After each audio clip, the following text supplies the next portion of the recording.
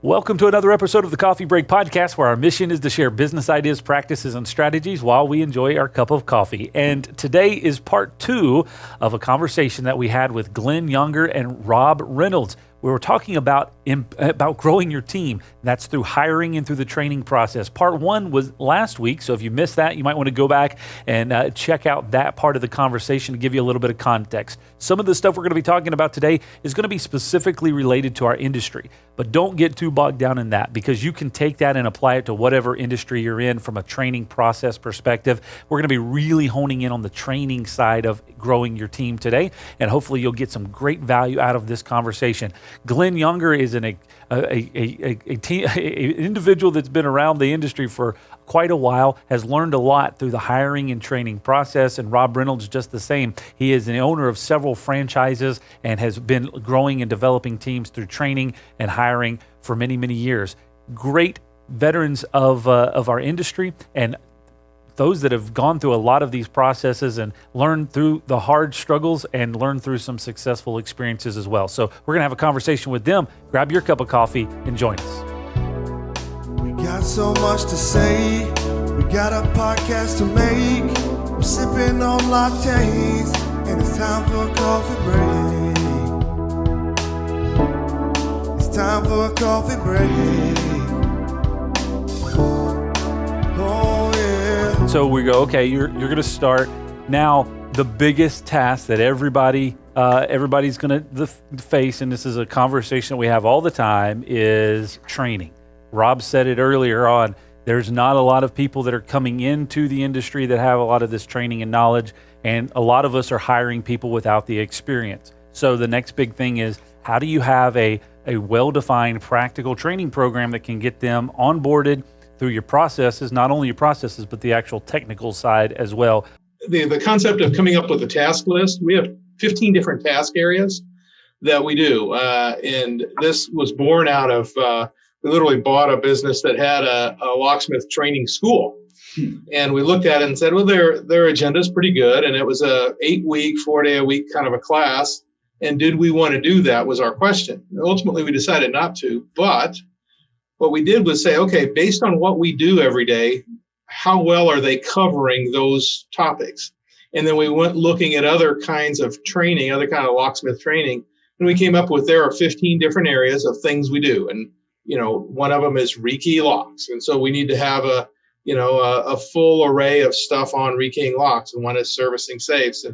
And so there's a whole bunch of things that we don't do. We do no automotive. And so there's a lot of things they would have to learn if they did automotive. We don't do that at all. And so that just makes it easier. But coming up with your task list for your customer group or for your business, I think is absolutely brilliant, Rob. And I think that that's something that you definitely want to do. Come up with a list of stuff to learn, and then be able to address the way that people learn.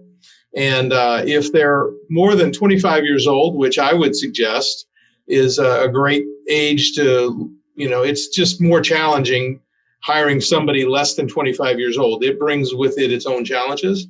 So we really tried. We looked for my insurance company, Glenn. Yep. Sound like my car insurance company now. Yeah. No, it's the concept of starting with people over 25. Their brains work differently, and they learn differently. And so typically they will learn by doing, and they're going to make mistakes, and that's what helps them learn. When you're up to about age 19, you need positive reinforcements, and everybody who has kids understands the benefit of positive reinforcement. That works great until you're about 19 years old. Then you start getting those adult hormones, and those basically tell your brain, hey, you got this, you know enough. You can't keep doubling your knowledge every year or your brain would explode. So you've got this. Go ahead and move forward with what you've got, which is great. What that really is doing is hardwiring you to make mistakes. And you're going to move forward, and you're going to try stuff that you're not ready for. You're going to make a mistake, and that opens up your brain. Your brain is kind of on lockdown once you get to about 25 and says, I don't let just any information in. I only let important stuff in. And the way to unlock your brain, the limbic system, is to make a mistake. Emotion also does it. Or then and they don't understand why, but just movement, just moving around. So that's why hands-on is so important. So you can talk somebody through, you can give them a book, you can give them a video, you can do a lot of things, but until they're moving their hands, their brain doesn't connect it. So motion, emotion, and failure are the three things that unlock your brain and allow you to learn. And so you've got to set them up in a spot where they're going to have an opportunity to do that. Can they physically do it? That is probably the most important thing in our mind. So we use a three-parter, and it's really demonstrate, imitate, and practice. That's what teachers do, is demonstrate, imitate, and practice. As adults learn differently than children. You've got to demonstrate, they're going to imitate, and then they have to practice because they're not going to get it right the first time. And failure is your friend, because when they fail, if it's an acknowledged failure, their brain opens up and said, okay, that didn't work. Let's try something else. And that's something that as you get older and grayer, as I am, you start to appreciate, those mistakes that you made really helped you learn and move forward. And we learn very little from success. All we learn when we have a lot of success is, hey, I'm pretty good. I'm smart. I know it all. And that's not true. And so failure is a much better teacher as an adult than success is what I'm suggesting. And so just being aware of that, set people up for learning. Let failure be your friend. Let them fail a little bit, fail little, experiment cheaply so they don't fail big. Fail on that Lagarde lock in your store, in your shop. Don't fail in front of a customer or on a customer safe. Fail easily and cheaply. Experiment cheaply, fail easily, but realize that's one of the steps. So it's one of the process of learning. Everybody who knows anything has had lots of failures to get there. Can you copy this key? That's a question we get asked about 3,422 times a year. And how can you actually be sure that the person who asked that question is supposed to get a copy of that key? Well, we think you should always know who can copy your keys to your business and your home, because it could be your neighbor, an old employee, a contractor, or even worse, your mother-in-law. At Locdoc Security, we believe in protected key systems, so you always know who has a copy of your key.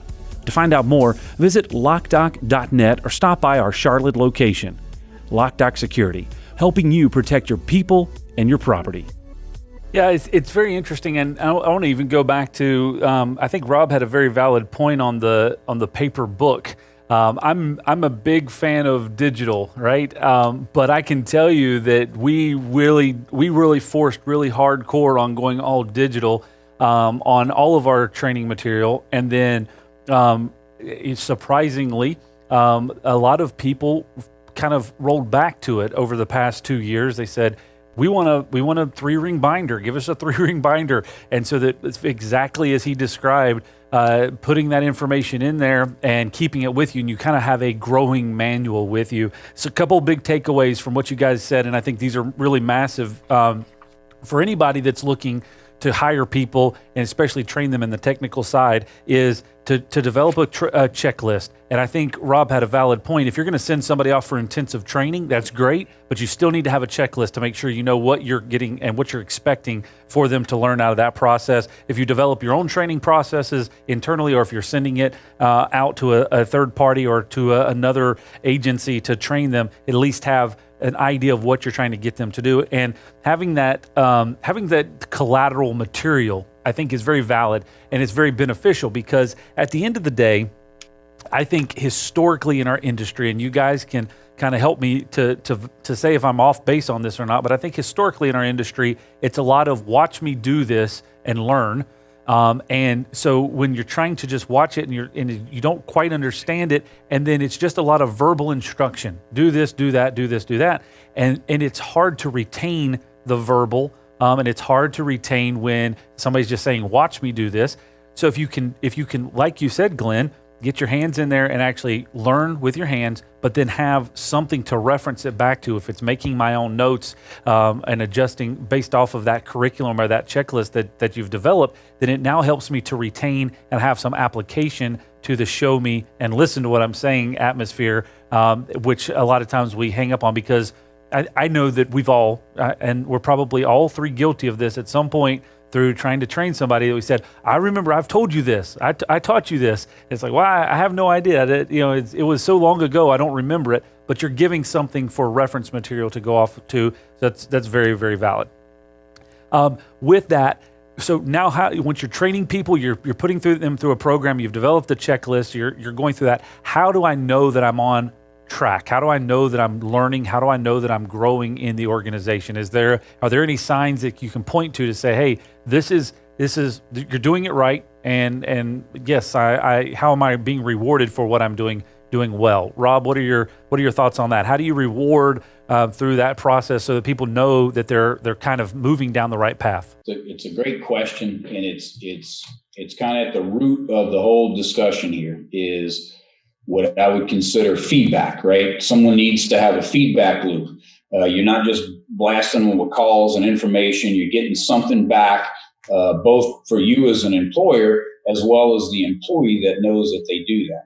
There are a ton of ways to do that. There are a ton of real formal sort of systems that people can use and take advantage of. However, from a more general standpoint, to reward the people who are in our sort of line of work that helps to augment what you're trying to accomplish in the business. I've got a couple ones. So the first one is training. People who are involved in the business, when I say, hey, are you ready to go for advanced training on Mercedes? Oh, yeah. That's a definite feedback loop that person says, regardless of you say, okay, good job. Here's your paycheck. Here's your paycheck. That's kind of regular life, right? It happens all the time. But when I say, hey, we want to send you to this school for this advanced training, or for an instance of commercial, some sort of certifications or some sort of stuff to do that. Second one is tools. A lot of folks in our industry like toys, like tools and equipment. The nice thing about tools is they not only can be a reward, but they can help people to be more efficient in what they're doing. Third one for me is terrain. So if you look at a city like Nashville, there's a wide area of the city. Some parts of the city are busier. Some parts of the city have more volume. I'm going to reinforce my successful people by putting them in the most successful place, right? Where they can do the most with what that is. So giving them the terrain that they can work. So a prime zone, if you would. Time off. So especially in a 24/7 business, there's lots of slots in the schedule to be able to where people go. A person who is really doing the right thing, they're really putting, when someone says 110%, you can't put 110%, but you could be 110% of average, right? You could be 300% of average. So because you can tell when somebody's performing, we have all kind of metrics and quality assurance checks and stuff that can quantify that, but forget all the fancy stuff. Hey, you're my primary person. What day do you want off? What days do you want off, to try to customize that schedule around them? And then the last one for me is simple. It's take them to lunch, not just as a group, but one-on-one. One is everybody's got to eat, right? So it's not something super special out of the ordinary, but I can learn more about my business. I can learn more about their status. I can give them feedback on a one-on-one basis that doesn't come across the same way as an email or a text message or what we call a POPA, which is a Pop-A-Lock Standard Operating Procedure, like a write-up, good or bad, right? It's different. It's sitting down with them. For me, one of the biggest things that I usually get out of those sort of meetings is ways to save money in my organization. Some people like to tell you, hey, I think we're wasting money here or wasting money there when you're doing a one-on-one through there. So I think those 5 T's for me is the engine of that feedback and that motivation and that development, that they know that they're doing a great job. If you work for me and you never ask for tools, you never ask for training, you don't care what times you work or anything, and you're just ambivalent and nonchalant, it's not saying you're a bad person or even a bad worker. They may be just fine. But for those who are, to be conscious of that that those are some of the things that can stimulate and reward folks and help the business at the same time. Hey, thanks for listening to the Coffee Break Podcast. If this information has been helpful to you, or you just really kind of like our theme song, can you help us out by rating us on whatever app you're using? And if you get really fancy, how about sharing a screenshot on Facebook, Instagram, Twitter, or LinkedIn? Okay, enough of all this. Let's get back to the conversation. Those are terrific. I love it. They're all kind of your 5 T's, Rob, are kind of what I'll call learn and earn.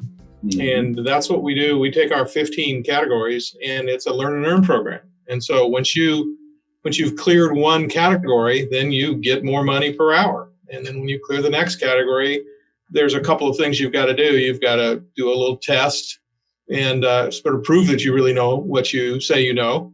And once you test it, and then you have to add a question to the test so the next person following you who takes that test, it's a better test than when you took it. And it's like, I can't believe you guys didn't ask me X, Y, or Z, and you have them improve the test, and then they get a bonus. And if that's a way for them to pick up an extra 25 cents an hour, in a couple of years, they can make $2, $3, $4 an hour more than what they were when they started. That learn and earn really makes a big difference. The other thing that I think makes a big difference, and I don't want to jump too far ahead here, Chad, but the kind of idea of sort of who to teach and who to be that mentor to help them through.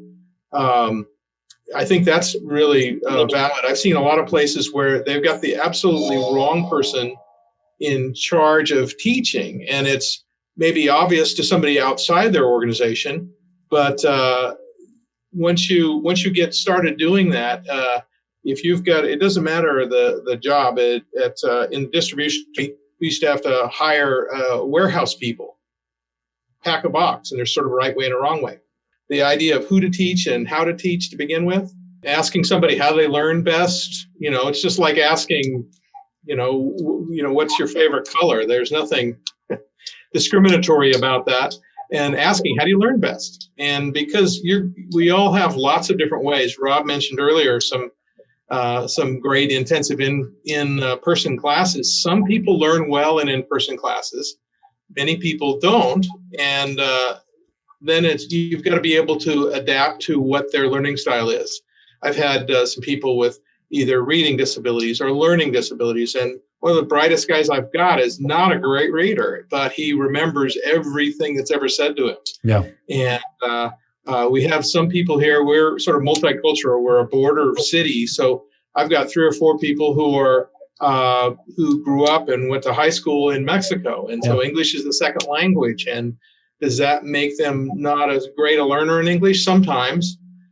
Some of them are terrific learners, but being able to adapt your teaching style, whether it's video or readings or webinars or hard copy or digital or in-person classes, eventually we'll be able to go back to in-person classes, but any of those kinds of things can work better or worse for some people. And coming out of this, I think we're going to be able to ask that question, or people are going to say, I don't learn anything in webinars. And other people are going to say, I think webinars are the best thing ever. And that's okay. And it doesn't make them better or worse. It just makes them different. Knowing that difference is really important. But then the second bit of that is really having somebody who's going to be a mentor to teach them, really who's going to be the teacher. I see a lot of people say, well, my most experienced person is going to be the teacher. The most experienced person has almost no experience, cannot put themselves in the feet of that person who's there on their first week. Mm-hmm. And it's difficult for them to do. Somebody who's been there for 2 years, and if they're trying to teach a skill, I believe the first-time teacher learns more than the first-time student. So if somebody's been here for a year and they're teaching somebody how to change a safe combination, mm-hmm. the person teaching it learns more because they're going to get a question that they didn't anticipate. They're going to have a failure. They're going to learn more than the student actually does. Mm-hmm. And so it's a great way to expand your team. And that is to have multiple people, not have your absolutely most experienced person. I've seen that fail over and over and over again, where the most experienced locksmith is the trainer. Mm-hmm. And that may not be the best trainer, in my opinion. No, it's valid. I can tell you another component of that is the person that's learning so that they can teach will also teach at a more in-depth or they'll cover things that maybe a more experienced trainer or teacher may omit because they feel that it's obvious.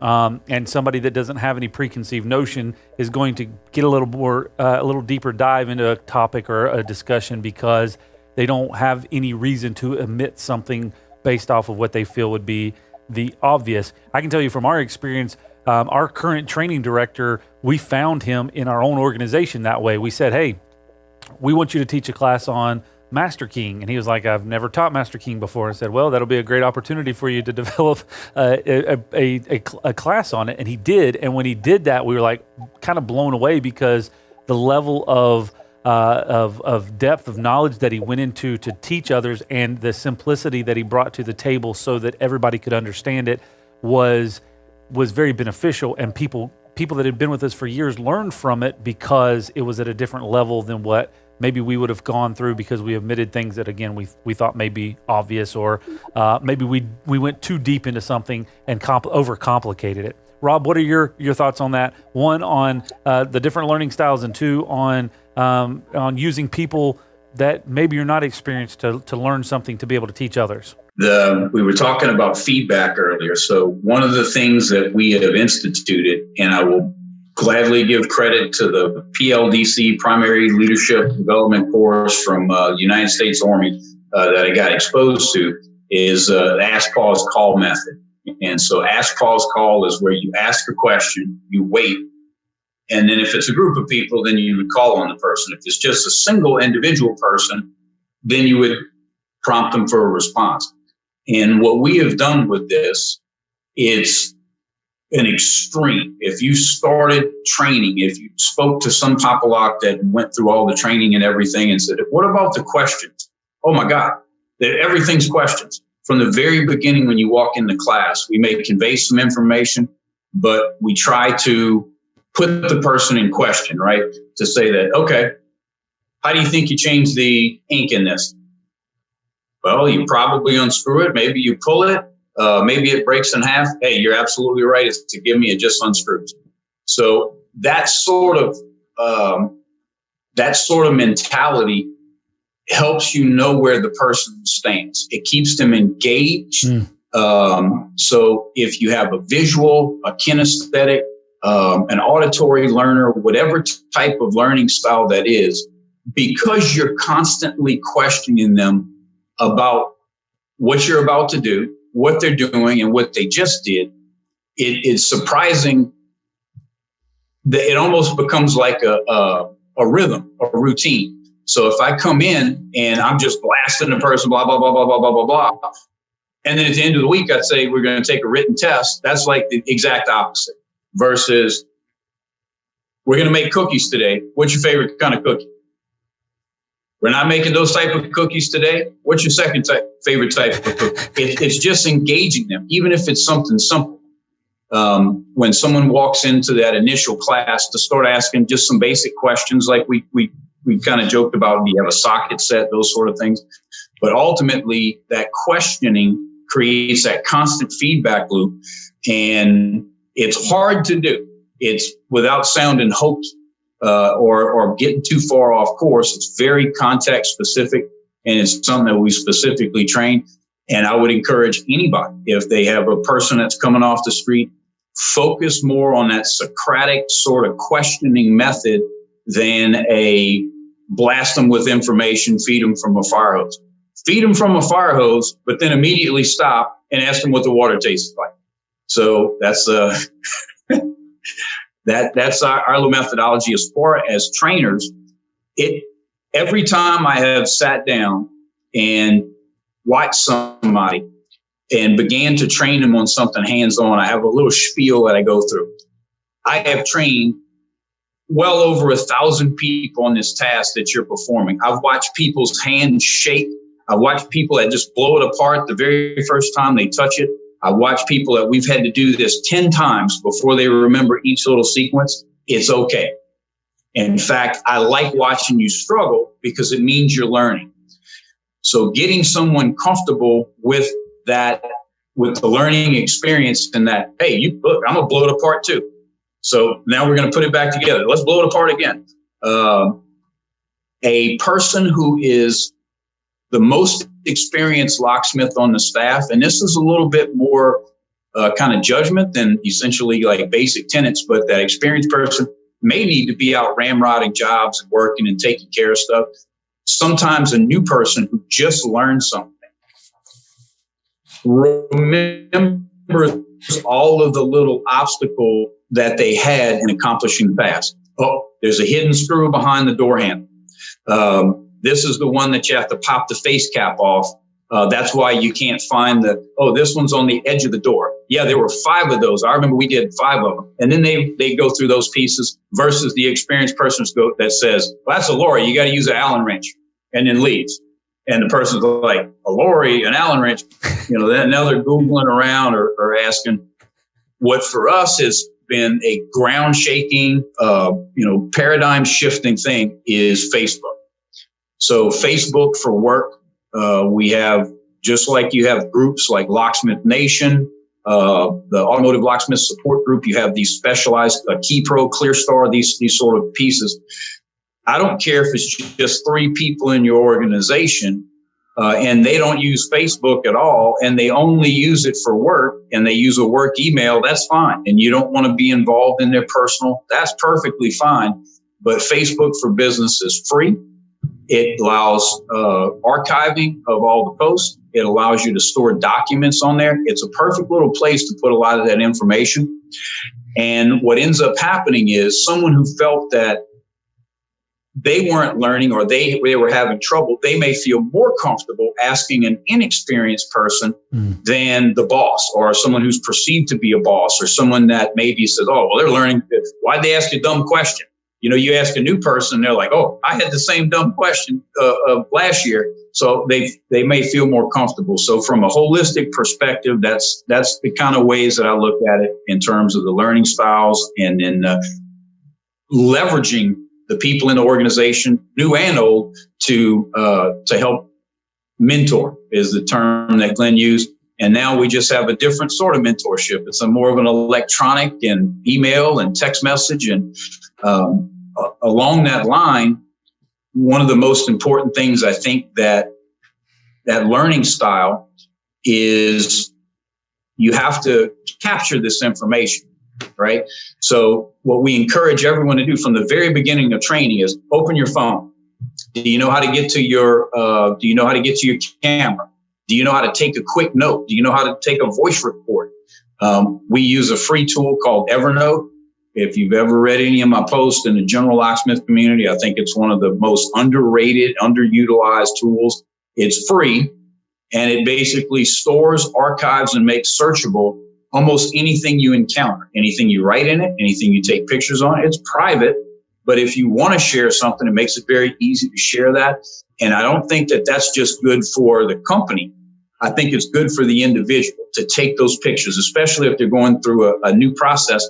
And even to ask, hey, let me get a better picture of that instead of just standing out of the way and make some more of an active participant. Literally, as we go through these things, your job is to document it, use your phone, and so that you can learn these things later. Hey, I might need. I had a person that sent me literally answered a question that I had answered for someone else in Evernote 8 years ago. This happened this week in regards to price per pin code. So it's one of those things where I've got to plant a seed and I got to benefit from it as well. Well, going back to your earlier question, it's white chocolate macadamia nut or chocolate chunks with sea salt caramel. That's my favorite cookies. If you wanted to make those. Very nice. One of the points that you made, I think is very relevant. I heard a guy do this very frequently, and I thought it was I thought it landed well. It's asking the questions to continue to create engagement, but giving the information or giving the answer up front. So he would do something like, "This pen is green. Glenn, what color is this pen?" And then Glenn would say, "It's green." Right. And so you have that continual engagement. So you're giving the answer and then asking for the answer to be given back rather than just, again, like you said, the fire hose of information, hoping that you catch part of it and it kind of lands there. So on that note, Glenn, what's your favorite cookie? chocolate chip. Chocolate Straight chip. old chocolate chip. There you go. Any final Regular chocolate chip. final closing thoughts? Because I know our time is moving here, but I wanted to kind of get some closing thoughts, and then we'll get out of here today. So, Rob, I loved your idea of teacher asking questions and using the Socratic method as well. Had an employee once named Roz Walker, ex-Army, and she taught me that whoever's asking the questions is in control of the conversation. And so great training opportunity there. So my closing thoughts are really demonstrate, imitate, practice. My mom used to say repetition is the mother of learning. There you go. Rob, your final thoughts. The final thought is the other challenge. We've been talking about new people coming into an organization and growing them, which is, to be honest, that's the low-hanging fruit, because there's a forced need for them to learn. There's a forced need. There's a strong motivation. What becomes a challenge is a 25-year plus locksmith that works for you, who is a CML, CMST, CMAL, whatever qualifications and certifications. They're just a very competent person, and to be able to continue to grow with them. Certainly the 5 T's and things that we talked about, time off, terrain, those things are going to be a factor. But I think what I'm about to say may be a little bit controversial in the minds of probably the people who I'm describing, is to try to avoid letting people pigeonhole themselves. And what I mean by that is, well, I'm the residential guy. I'm the automotive girl. I just do cameras. I'm only do access control. So I know the great days of the generalist that just does everything all the time. It has changed. Now we have more specific automotive, specific access control, and it can even be by licenses and certain legalities that it has to be that way. But the ability to cross-train an experienced person into something new, sometimes you come across with stunning results. They can take away resources. They can take away how to look stuff up, things that they may have noticed in automotive. But for example, the storage, we store keys a certain way. Someone goes, oh, man, that's perfect for storing those parts that I had for my access control stuff. So there's cross learning and cross training, and ultimately sometimes someone may need help. And it's a waste to take someone who's a hugely asset to the company, very advanced in their stuff, and just let them float, right? So we have to have a plan for those experienced people, not just for the newbies. Just a reminder, you're listening to the Coffee Break Podcast.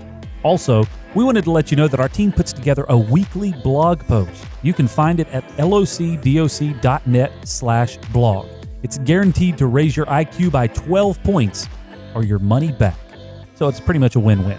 All right, back to the conversation. Well, there you have it, folks. Thank you for joining us today. Thank you again to Glenn and Rob for sharing their time with us for the conversation for the past 2 weeks. If this is your first time listening or watching, we invite you to come join more of these episodes. They're all available at locdoc.net/podcast. That's locdoc.net/podcast. And it's all there for you. You can see the video version as well as the audio version. You can subscribe on whatever platform that you enjoy listening to your podcast on. There's over 100 episodes for you to go check out with all kinds of topics relating to business ideas, practices, and strategies. We are just trying to learn from others and share the information that we're learning with our customers and with our industry and with our connections out on the World Wide Web. So we welcome you to listen to all the podcasts that we have and watch all the videos that we have. They're available for you.